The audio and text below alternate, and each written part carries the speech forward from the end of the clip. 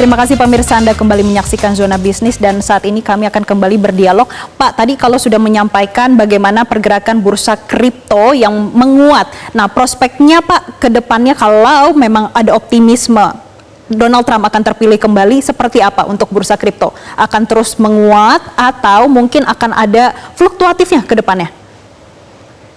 Ya, Mbak Jessica, kita melihat bahwa pada saat ini memang Donald Trump itulah salah satu pendukung untuk kripto. Nah, pada saat Donald Trump ada penembakan terhadap Donald Trump, ini mengangkat sentimen positif ya terhadap kripto. Karena apa? Donald Trump itu tidak sampai meninggal ya bahasanya. Ini yang sebenarnya membuat aset kripto ya di sini Ethereum dan Bitcoin ini kembali lagi mengalami kenaikan. Tetapi harus diingat bahwa setelah Donald Trump nanti terpilih sebagai presiden, ya seandainya ya kemungkinan besar banyak kebijakan-kebijakan yang bertentangan dengan pasar. Kita melihat bahwa Donald Trump itu terkenal dengan inflasioner. Ya, kenapa saya katakan inflasioner? Karena apa? Karena ada kemungkinan besar pada saat nanti Donald Trump menjabat sebagai presiden Amerika, ya kalau ya karena kita belum tahu juga lawan dari Donald Trump itu apakah Joe Biden atau yang lain.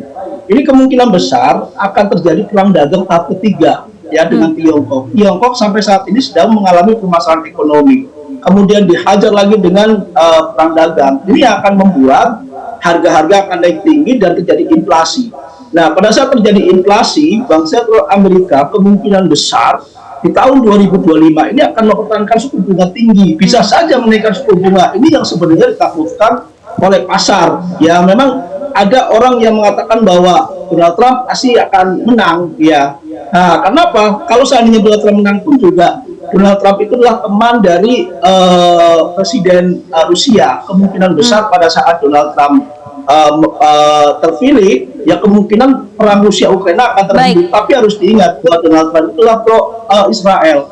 Ya sehingga perang di Israel kemungkinan besar ini masih akan sengit, terutama di Hamas, dan ini akan mempengaruhi inflasi yang tinggi dan ekonomi di Asia, terutama Tiongkok masih bermasalah.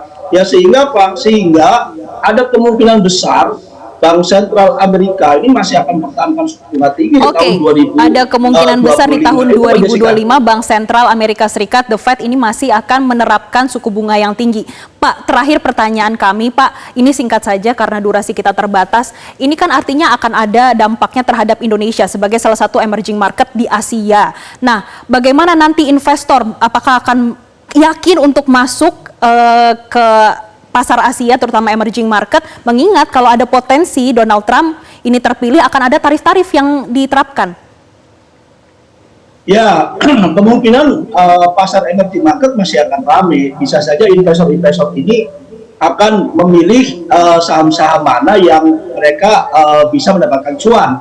Ya, karena kita lihat bahwa pada saat Donald Trump terjadi pembunuhan yang gagal, ya ini pun juga membuat saham-saham emerging market, terutama adalah infrastruktur, ya kemudian retail, ini pun juga mengalami penurunan yang cukup signifikan. Bahkan kemarin di 1,05% mengalami penurunan. Nah, yang meningkat sebenarnya adalah saham-saham perbankan. Ya, saham-saham perbankan ini juga cukup bagus, saham-saham teknologi juga cukup bagus karena kita lihat bahwa Donald Trump itu lebih condong ke arah teknologi. Kripto itu adalah teknologi ya, sehingga saham-saham teknologi ini sedikit mengalami kenaikan walaupun kenaikannya tidak terlalu signifikan. Masyarakat ya di Asia masih senang melakukan investasi di pasar saham. Ya siapapun presiden Amerika, Donald Trump atau Joe Biden atau yang lainnya, pasar saham kemungkinan besar masih akan diminati oleh pasar. Itu Mbak Jessica. Oke, baik. Terima kasih Pak Ibrahim Aswaibi selaku Direktur PT Laba Forexindo Berjangka sudah bergabung bersama kami di Zona Bisnis Metro TV.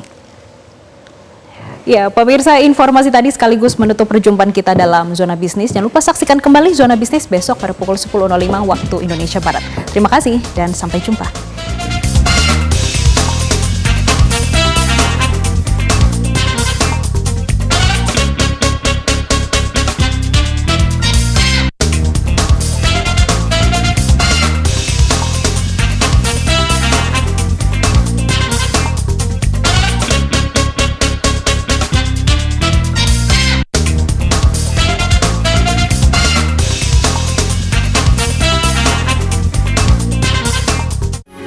Metro TV.